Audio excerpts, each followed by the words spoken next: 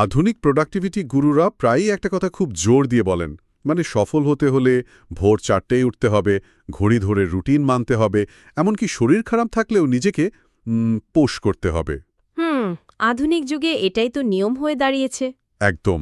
কিন্তু আজ আমরা হাজার বছর পুরনো এমন এক টেক্সট নিয়ে এই গভীর বিশ্লেষণে আলোচনা করতে যাচ্ছি, যা বলছে কেউ যদি অসুস্থ থাকে তবে তার জন্য ভোরে ওঠা কঠোরভাবে নিষিদ্ধ।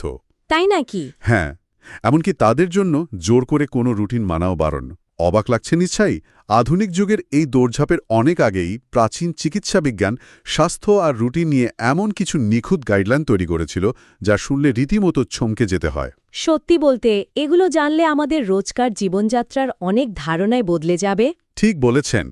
আমাদের আজকের সোর্স ম্যাটেরিয়াল হল প্রাচীন আয়ুর্বেদ শাস্ত্র অষ্টাঙ্গ হৃদয়ামের একটি অত্যন্ত গুরুত্বপূর্ণ অধ্যায়, দিনচর্যা অধ্যায় বা দৈনন্দিন রুটিন। এই অসামান্য বইটি সংকলন করেছিলেন আচার্য বাগভট, যিনি ছিলেন শ্রী বৈদ্যপতি সিংহগুপ্তের পুত্র। আয়ুর্বেদের এক অন্যতম শ্রেষ্ঠ রত্ন এই বইটি। তো আজকের এই আলোচনার মূল উদ্দেশ্য হল আধুনিক সময়ের এই তথ্য ভারাক্রান্ত পৃথিবীতে প্রাচীনকালের এই প্রতিরোধমূলক বা প্রিভেন্টিভ স্বাস্থ্য ব্যবস্থার চমকপ্রদ নিয়মগুলোর পেছনের বিজ্ঞানটাকে একটু সহজভাবে বোঝা। মানে একদম গোড়া থেকে বুঝতে হলে আয়ুর্বেদের মূল দর্শনটা আগে জানা দরকার। আয়ুর্বেদের লক্ষ্য মূলত দুটো। প্রথমত, যে সুস্থ আছে তার স্বাস্থ্য রক্ষা করা, আর দ্বিতীয়ত, যে অসুস্থ তার রোগ নিরাময় করা। আচ্ছা। আচার্য ভাগবট এই স্বাস্থ্য রক্ষার ওপর এতটাই জোর দিয়েছিলেন যে তিনি দিনচর্যা বা প্রতিদিনের রুটিনের জন্য পুরো একটা আলাদা অধ্যায় লিখে ফেলেছিলেন। এখানকার সবচেয়ে চমকপ্রদ বিষয়টা হল, স্বাস্থ্য বলতে তারা শুধু শারীরিক ফিটনেসকে বোঝাননি। তাহলে আর কি এর মধ্যে পড়ছে? এই নিয়মগুলো শারীরিক, মানসিক এবং সামাজিক সুস্থতার এক অদ্ভুত সুন্দর ব্লুপ্রিন্ট। মানে আপনি সমাজে কিভাবে চলবেন সেটাও আপনার স্বাস্থ্যের ওপর প্রভাব ফেলে। বাপরে, এত গভীর চিন্তাভাবনা! আচ্ছা, তাহলে একেবারে শুরু থেকেই শুরু করা যাক। দিনচর্যার শুরুটা তো ঘুম থেকে ওঠার মাধ্যমে, তাই না? হ্যাঁ, একদম। বইটিতে বলা হচ্ছে জীবন রক্ষার জন্য সুস্থ ব্যক্তিকে ব্রাহ্ম মুহূর্তে ঘুম থেকে উঠতে হবে। এখন প্রশ্ন হল, এই ব্রাহ্ম মুহূর্ত আসলে কখন? এখানে প্রাচীনকালের একটা চমৎকার গাণিতিক হিসাব আছে। প্রাচীন নিয়মে এক মুহূর্ত মানে হল ঠিক 48 মিনিট। আচ্ছা, 48 মিনিট। হ্যাঁ, পুরো রাতকে 15টি মুহূর্তে ভাগ করা হতো, যার মোট সময় 720 মিনিট। রাতের 13টি মুহূর্ত পার হওয়ার পর, অর্থাৎ 624 মিনিট পর যে 14তম মুহূর্তটি আসে, সেটি হল ব্রাহ্ম মুহূর্ত। একটু সহজ করে বললে, আধুনিক ঘড়ির কাঁটায় সময়টা ঠিক কখন দাঁড়াচ্ছে? সহজ হিসাবে সূর্যোদয়ের ঠিক 96 মিনিট, মানে 1 ঘন্টা 36 মিনিট আগের সময়টা। যদি আমরা ধরে নিই ভোর 6টায় সূর্যোদয় হচ্ছে, তবে ব্রাহ্ম মুহূর্ত শুরু হচ্ছে আনুমানিক ভোর 4:24 মিনিটে। 4:24? কিন্তু এই সময়টাতে কেন উঠতে হবে? এর পেছনে কি কোনো বায়োলজিক্যাল কারণ আছে? অবশ্যই আছে। আয়ুর্বেদ মতে আমাদের শরীর 3টে মূল শক্তির ওপর নির্ভর করে চলে: বাত, পিত্ত এবং কফ। এই 3টে দোষের কথা তো আমরা অনেকেই শুনেছি। ঠিক। বাত হল শরীরের সব ধরনের গতি বা স্নায়ুতন্ত্রের সাথে যুক্ত, পিত্ত হল হজম বা মেটাবলিজমের সাথে যুক্ত, আর কফ হল শরীরের কাঠামো বা লুব্রিকেশনের সাথে যুক্ত। আচ্ছা। এই ব্রাহ্ম মুহূর্তে প্রকৃতির সবকিছু একটা অদ্ভুত শান্ত অবস্থায় থাকে, আর আমাদের শরীরের এই 3টে দোষ সম্পূর্ণ ভারসাম্যপূর্ণ অবস্থায় থাকে। মেমোরি কনসলিডেশন বা জ্ঞান অর্জনের জন্য মস্তিষ্ক তখন সবচেয়ে বেশি প্রস্তুত থাকে। তার মানে পড়াশোনা বা গভীর চিন্তার জন্য এটাই সেরা সময়। একদম তাই। কিন্তু ওই যে শুরুতে বললাম, সবচেয়ে ইন্টারেস্টিং পয়েন্টটা হলো, এই ব্রাহ্ম মুহূর্তে ওঠার নিয়ম শুধু সুস্থ ব্যক্তিদের জন্য। টেক্সটে খুব স্পষ্টভাবে বলা হয়েছে, অসুস্থদের এই ভোরে ওঠার কোনো কড়া নিয়ম নেই। হ্যাঁ, কারণ প্রাচীনকালের চিকিৎসকরা খুব বাস্তববাদী ছিলেন। মানে তারা জানতেন ওয়ান সাইজ ফিটস অল বা সবার জন্য একই নিয়ম কাজ করে না। এটি অনেকটা একটি নষ্ট হয়ে যাওয়া গাড়িকে জোর করে রেস ট্র্যাকে নামানোর মতো। গাড়ি খারাপ হলে তাকে গ্যারেজে রাখতে হয়, রেস ট্র্যাকে নয়। খুব সুন্দর একটা উপমা দিয়েছেন। শরীর যখন অসুস্থ, তখন তার প্রথম প্রয়োজন হল বিশ্রাম, নিজের ভেতরের রোগ প্রতিরোধ ক্ষমতার উপর ফোকাস করা। আধুনিক যুগে আমরা অনেক সময় অসুস্থ শরীর নিয়েও জোর করে রুটিন মানার চেষ্টা করি, কিন্তু প্রাচীন জ্ঞান আমাদের বলছে শরীরকে তার প্রয়োজনীয় সময়টুকু দিতে। ঠিক, জোর করে কিছু চাপিয়ে দেওয়া আয়ুর্বেদের ধাতে নেই। আচ্ছা, ঘুম থেকে ওঠার পর প্রাতকৃত্য বা শৌচবিধির কথা বলা হয়েছে। এখানে নাকি দিকের একটা অদ্ভুত নিয়ম আছে। হ্যাঁ, টেক্সট বলছে আগের রাতের খাবার ঠিকমতো হজম হয়েছে কিনা তা বুঝে মলমূত্র ত্যাগের বেয়ে গেলে তা সম্পন্ন করতে হবে। আর নিয়ম হল সকালে উত্তর দিকে এবং রাতে দক্ষিণ দিকে মুখ করে বসতে হবে। চীনকালে উত্তর বা দক্ষিণ দিকের এই নিয়মের পেছনে লজিকটা কি ছিল? এটা কি পৃথিবীর ম্যাগনেটিক ফিল্ডের সাথে যুক্ত কোনো ব্যাপার? এটি একটি চমৎকার প্রশ্ন। সরাসরি ম্যাগনেটিক ফিল্ডের কথা হয়তো টেক্সটে সেভাবে লেখা নেই, কিন্তু আয়ুর্বেদা এবং বাস্তুশাস্ত্র সবসময় পৃথিবীর চৌম্বকীয় ক্ষেত্র এবং মহাজাগতিক শক্তির সাথে শরীরের এনার্জি ফ্লোর একটা সামঞ্জস্য খোঁজার চেষ্টা করেছে। ও আচ্ছা। তাছাড়া সকালে উত্তর দিকে মুখ করার অর্থ হল পূর্ব দিক থেকে আসা ভোরের সূর্যের আলো সরাসরি মুখে না পড়া, কারণ হঠাৎ তীব্র আলো শরীরের সার্ক্যাডিয়ান রিদমকে বিভ্রান্ত করতে পারে। দারুণ একটা ব্যাখ্যা। আর মজার ব্যাপার হলো মলত্যাগের সময় মাথা কাপড়ে ঢাকা থাকতে হবে এবং কাজটা করতে হবে একেবারে নিঃশব্দে। হ্যাঁ, মনোযোগটা যাতে বিক্ষিপ্ত না হয়। কিন্তু এর মধ্যে একটা বড় মেডিকেল ওয়ার্নিং আছে দেখলাম। প্রাকৃতিক বেগ কখনো জোর করে আটকে রাখা যাবে না। টেক্সট বলছে বেগ চেপে রাখলে শরীরে বাত দূষিত হয়। এটা কিভাবে কাজ করে? বাতের এই দূষিত হওয়ার বিষয়টা আয়ুর্বেদে খুব গভীরভাবে আলোচনা করা হয়েছে। বাত হল শরীরের ডাউনওয়ার্ড ফোর্স বা নিচের দিকে প্রবাহিত হওয়ার শক্তি। মানে যে শক্তিটা সবকিছু নিচের দিকে ঠেলে দেয়। একদম। যখন কোনো স্বাভাবিক বেগকে আটকে রাখা হয় তখন এই বায়ু নিচের দিকে যেতে না পেরে উল্টো দিকে বা ওপরের দিকে চাপ দেয়। বাপরে, উল্টো দিকে চাপ দিলে তো মুশকিল। ভীষণ মুশকিল। এর ফলে স্নায়ু, পেশি এবং পরিপাকতন্ত্রের ওপর মারাত্মক প্রভাব পড়ে। মাথা ব্যথা, পেট ফাঁপা থেকে শুরু করে দীর্ঘমেয়াদী নার্ভের রোগ পর্যন্ত হতে পারে। তার মানে শরীরের সিগন্যালকে কোনোভাবেই ইগনোর করা যাবে না। একেবারেই না। এরপর আসছে মুখগহ্বর পরিচ্ছন্ন করার কথা, যাকে বলা হচ্ছে দন্তধাবন। আধুনিক যুগে তো আমরা ঘুম থেকে উঠেই প্লাস্টিকের ব্রাশ খুঁজি। তখন কি হতো? ব্রাশের কোনো নির্দিষ্ট সাইজ বা ধরন নিয়ে গাইডলাইন ছিল কি? একেবারে নিখুঁত গাইডলাইন ছিল। দাঁত মাজার জন্য সোজা, গিঁটবিহীন গাছের ডাল ব্যবহার করতে বলা হয়েছে, যা লম্বায় হতে হবে 12 ইঞ্চি। 12 ইঞ্চি লম্বা? হ্যাঁ, আর মোটা হবে ঠিক হাতের কনিষ্ঠ আঙ্গুল বা কুড়ে আঙ্গুলের মতো। গাছের ডাল তো বুঝলাম, কিন্তু যে কোনো গাছ হলেই কি চলতো? না, যে কোনো গাছ হলে চলবে না। ডালগুলোতে কটু, তিক্ত বা কষায় স্বাদ থাকতে হবে। মানে তেতো বা কষ্টে স্বাদ। হ্যাঁ, যেমন অর্ক, নিগ্রোধ বা বট, খদির, করঞ্জ এ ধরনের গাছের ডাল বা মধু মেশানো ভেষজ পাউডার ব্যবহার করা যেত। আচ্ছা, আমার একটা খাটকা লাগছে। মিষ্টি বা নোনতা স্বাদের ডাল হলে কি সমস্যা ছিল? কারণ মিষ্টি স্বাদ হল মুখের ভেতরের ব্যাকটেরিয়ার সবচেয়ে প্রিয় খাবার। মিষ্টি বা টক জাতীয় জিনিস মুখের পিএইচ ব্যালেন্স নষ্ট করে দেয় এবং দাঁত ক্ষয়ের কারণ হয়। ওহ, এখন বুঝতে পারছি। অন্যদিকে তিক্ত এবং কষায় স্বাদ প্রাকৃতিকভাবে অ্যান্টিব্যাকটেরিয়াল। এগুলো মাড়িকে শক্ত করে এবং জীবাণু ধ্বংস করে। লজিকটা তো অকাট্য। তবে দাঁত মাজার ক্ষেত্রে সবচেয়ে অদ্ভুত নিয়মটা হলো আগে নিচের পাটির দাঁত মাজতে হবে, তারপর ওপরের পাটি। হ্যাঁ, এইটাও খুব ইন্টারেস্টিং একটা বিষয়। আমি এটা পড়ার পর থেকে ভাবছি কেন? তারপর মনে হলো এটি অনেকটা ঘরের মেঝে ঝাড়ু দেওয়ার মতো। দোতলা বাড়ির সিঁড়ি পরিষ্কার করার সময় কেউ তো আর চাইবে না ওপরের ধুলো নিচে পরিষ্কার করা জায়গায় আবার এসে পড়ুক। চমৎকার উপমা। নিচের পাটি আগে পরিষ্কার করলে ওপরের ময়লা নিচে পড়ার সুযোগ থাকে না। একদম ঠিক ধরেছেন। আর এই পুরো কাজটা করতে হবে মাড়িকে বিন্দুমাত্র আঘাত না করে। এরপর আসে জিভ পরিষ্কার করার পালা। জিভ পরিষ্কারের জন্য তো ধাতুর ব্যবহার হতো, তাই না? হ্যাঁ, সোনা, রূপা বা তামার তৈরি বাঁকানো ধারহীন ধাতব পাত দিয়ে জিভ যাচতে বলা হয়েছে।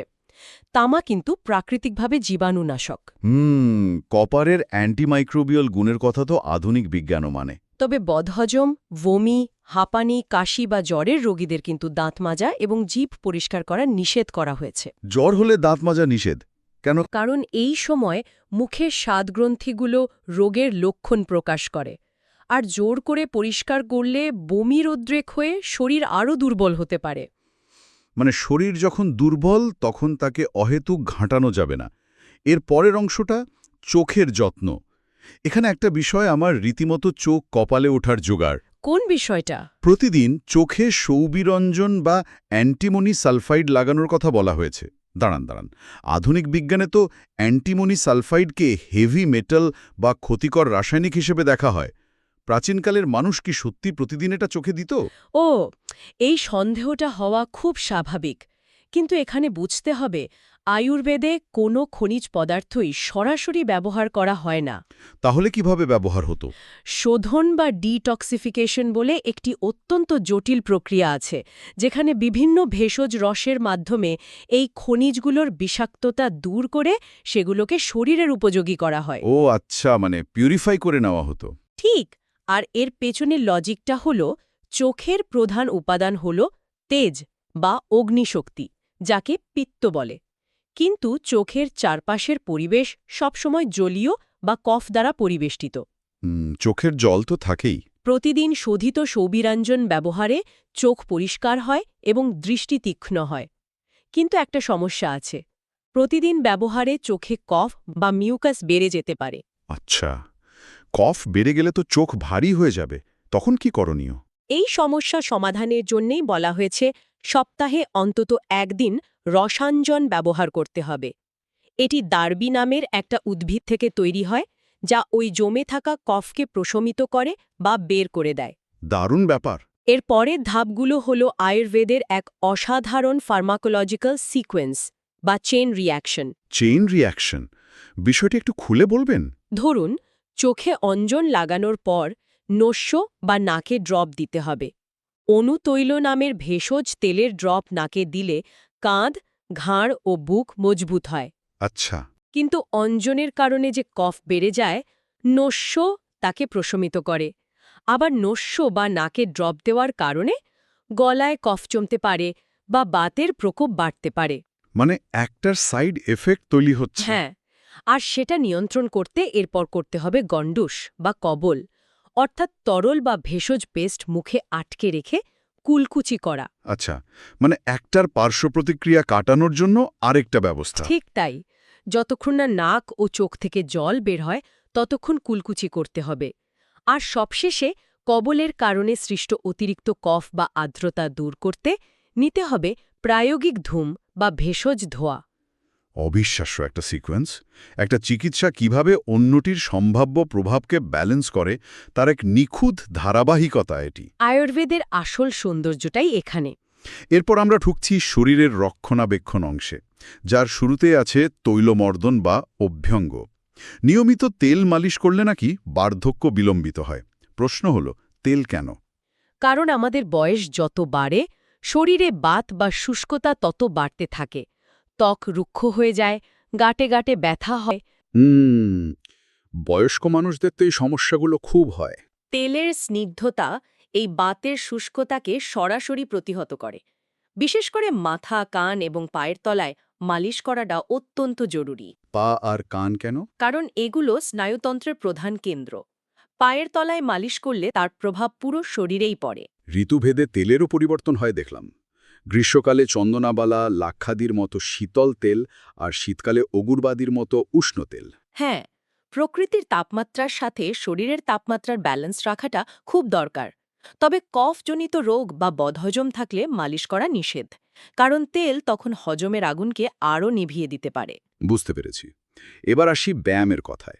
আধুনিক জিম কালচারে তো নো পেইন নো গেইন একটা মন্ত্র হয়ে দাঁড়িয়েছে, কিন্তু আয়ুর্বেদ কি এই অতিরিক্ত ঘাম ঝরানোকে সমর্থন করে? একদমই না। বরং আয়ুর্বেদ বলছে অতিরিক্ত ব্যায়াম শরীরের জন্য অত্যন্ত ক্ষতিকর। ক্ষতিকর? হ্যাঁ, যা তৃষ্ণা, হাঁপানি, এমনকি রক্তপাতের কারণ হতে পারে। অতিরিক্ত ব্যায়াম শরীরকে ভেতর থেকে শুকিয়ে দেয়। তাহলে ব্যায়াম করার সঠিক নিয়মটা কি? টেক্সটে স্পষ্ট বলা আছে, যারা বলবান এবং স্নিগ্ধ খাবার খান তারা শীত ও বসন্তকালে নিজেদের ক্ষমতার ঠিক অর্ধেক বা হাফ ক্যাপাসিটিতে ব্যায়াম করবেন। একে বলা হয় অর্ধশক্তি ব্যায়াম। কিন্তু এই হাফ ক্যাপাসিটি বুঝবো কি করে? জিমের মেশিনে তো আর লেখা থাকে না। খুব সহজ।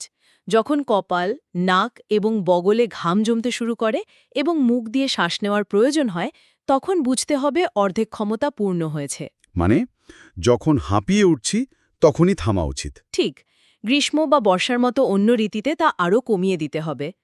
টেক্সটে একটি দারুণ উপমা দেওয়া হয়েছে জানেন। কি উপমা? অতিরিক্ত ব্যায়াম বা অতিরিক্ত পরিশ্রমের কারণে শরীর ঠিক সেভাবেই ধ্বংস হয়ে যায়, যেমন একটি হাতিকে আক্রমণ করতে গিয়ে একটি সিংহ নিজের জীবন বিপন্ন করে। বাপরে, সিংহের মতো শক্তিমান প্রাণীও যদি নিজের ক্ষমতার বাইরে যায় তবে তারও বিপদ। এই যুগে আমরা কি ফিটনেসের নামে নিজেদের অতিরিক্ত পরিশ্রান্ত করে ফেলছি না? সেটাই তো ভাবার বিষয়। ব্যায়ামের পর আরেকটি দারুণ ব্যাপার আছে, উদ্বর্তন বা পাউডার মালিশ। কিন্তু এখানেও একটা টুইস্ট আছে দেখলাম। মালিশটা করতে হবে চুলের উল্টো দিকে বা হেয়ার ফলিকলের বিপরীত দিকে। কেন? কারণ হেয়ার ফলিকলের বিপরীত দিকে ঘষলে পাউডারের ভেষজ গুণ ত্বকের রোমকূপ দিয়ে খুব সহজে ভেতরে প্রবেশ করে।